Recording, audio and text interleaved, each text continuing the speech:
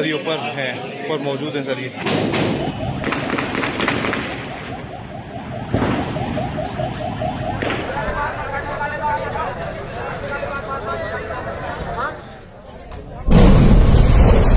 अकबर अड़िया सारे पीछे आ जाओ।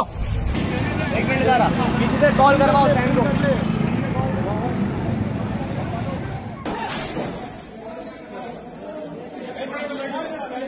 कोई नहीं वो अपना रूम है। ये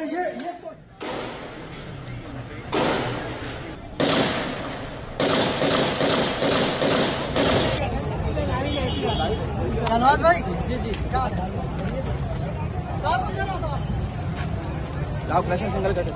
हमारी पुलिस फोर्स, रेंजर्स और आर्मी की मदद से अल्लाह ताला का शुक्र है कि तीनों दहशतगर्द जहन्नम रसीद हो चुके हैं। बिल्डिंग क्लियर कर ली गई है। पुलिस वालों ने बड़ी बहादुरी का मुजाहरा किया है।